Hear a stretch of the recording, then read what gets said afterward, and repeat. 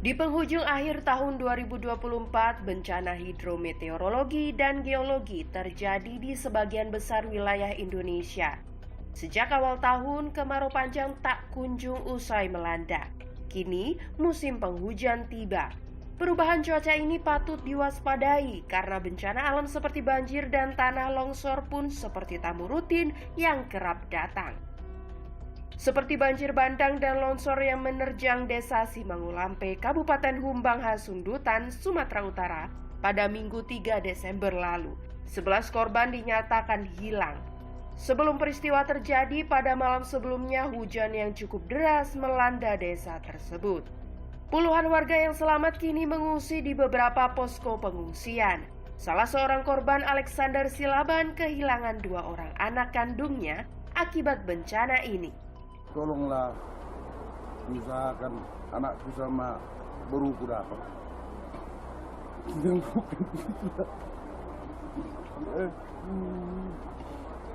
Kelas berapa anak tulang itu? Kelas 1 SD, yang laki-laki, yang perempuan kelas 4. 4 SD tulangnya. Material longsor yang membawa bebatuan besar menjadi tantangan tim SAR gabungan dalam mencari korban. Selain menurunkan anjing pelacak, sejumlah penyelam dikerahkan demi menemukan para korban. Mereka menduga korban terseret banjir bandang hingga ke Danau Toba. Tim juga akan menurunkan penyelam dan juga menurunkan aqua dari posar Parapat Danau Toba dikarenakan indikasi material longsoran sampai ke Danau Toba dan kita curigai apakah ada korban juga yang terseret sampai ke Danau Toba. Demikian. Melalui pantauan video pesawat nirawak milik organisasi aktivis lingkungan di Danau Toba, terlihat adanya perbukitan yang gundul. Dari lokasi ini terbentuklah aliran menuju desa Simangulampe. Akibat penerbangan liar atau penggundulan hutan inilah, air tidak bisa lagi ditahan. Faktor ini diduga menyebabkan banjir bandang. Tak hanya banjir dan longsor, bencana geologi berupa erupsi gunung berapi pun terjadi di awal musim hujan ini. Minggu 3 Desember 2023, Gunung Merapi di Kabupaten Agam, Provinsi Sumatera Barat meletus. Ledakan Gunung Merapi terdengar sangat keras dan mengakibatkan hujan batu hingga ke permukiman warga yang berada di kaki Gunung Merapi. Kapolda Sumatera Barat Irjen Suharyono mengungkap hingga Selasa malam, jumlah pendaki yang meninggal dunia mencapai 23 orang dari total 75 pendaki. Adapun 52 lainnya berhasil diselamatkan. Sudah saya sampaikan bahwa 75 pendaki ini diduga kuat bahwa 52 pendaki sudah berhasil diselamatkan untuk turun, walaupun diantaranya ada yang luka ringan, luka berat, ada yang luka bakar, luka karena kena lapili. Lapili itu sejenis kerikil-kerikil panas lah, atau debu, atau mungkin pasir dan lain sebagainya. Dan 23 tadi yang diduga sudah dinyatakan meninggal dunia. Pusat Vulkanologi dan Mitigasi Bencana Geologi PVMBG menyebut, sebelum terjadi erupsi telah mengirimkan peringatan peningkatan status waspada pada 1 Desember 2023. Betul, untuk rekomendasi kami selama status level 2 Marapi itu tidak beraktivitas di daerah 3 km dari kawah atau puncak.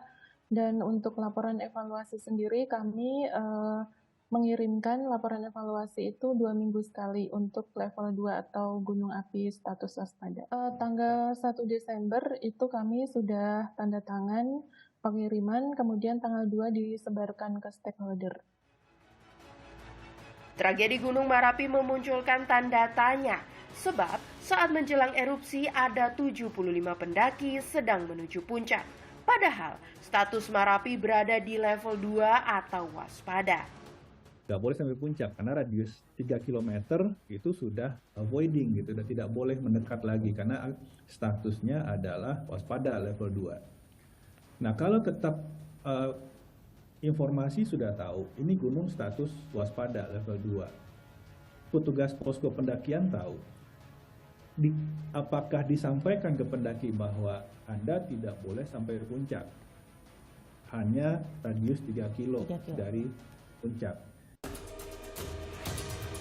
Kepala Pusat Vulkanologi dan Mitigasi Bencana Geologi PVMBG menyebut, Gunung Merapi termasuk salah satu gunung api yang sulit diprediksi gejala letusannya. Tingkat kesulitan tersebut yang menjadi alasan PVMBG menetapkan status aktivitas Gunung Merapi berada di level 2 sejak tahun 2011. Sifat erupsi gunung yang sulit diprediksi ini diperparah dengan fakta alat sistem monitoring gunung yang telah dicuri sebanyak 2 kali. Hal yang sepatutnya tidak dilakukan mengingat dampaknya bisa mengancam warga sekitar gunung seperti kini saat erupsi gunung terjadi. Setelah meletusnya Gunung Merapi di Sumatera Barat, 2 gunung berapi lain yakni Gunung Merapi di Jawa Tengah dan Gunung Anak Rakatau di Selat Sunda menunjukkan peningkatan aktivitas vulkanik. Warga sekitar gunung tersebut disarankan meningkatkan kewaspadaan. Untuk mencegah dan mengurangi dampak bencana hidrometeorologi dan geologi, mitigasi bencana pun harus dilakukan. Adapun mitigasi bencana saat terjadi banjir di antaranya, jika sedang berada di dalam rumah atau gedung, pantau cuaca dan ketinggian air. Jika ada himbauan mengungsi, segera mengungsi. Carilah tempat tinggi dan aman. Jangan melintasi air berarus, hati-hati terhadap lubang dan gorong-gorong. Jangan menyentuh tempat melekatnya kabel listrik. Jika dalam perjalanan, jangan menerobos air yang berarus. Bila ketinggian air meningkat, segera keluar dari kendaraan, bergeraklah ke tempat aman. Mitigasi bencana saat terjadi tanah longsor. Segera evakuasi untuk menjauhi suara gemuruh atau arah datangnya longsoran. Berlindunglah ke tempat yang aman dan jangan mendekati daerah longsor karena longsor susulan masih mungkin terjadi. Apabila mendengar suara sirine peringatan longsor, segera evakuasi ke arah zona evakuasi yang telah ditentukan. Karena beberapa wilayah di Indonesia telah terpasang sistem peringatan dini longsor. Segera mengungsi jika kondisi di sekitar tempat tinggal kita membahayakan. Mitigasi saat erupsi gunung terjadi. Tidak berada di lokasi yang direkomendasikan untuk dikosongkan. Tak berada di lembah atau daerah aliran sungai. Hindari tempat terbuka, lindungi diri dari abu letusan gunung api, gunakan kacamata pelindung. Gunakan masker atau kain basah untuk menutup mulut dan hidung.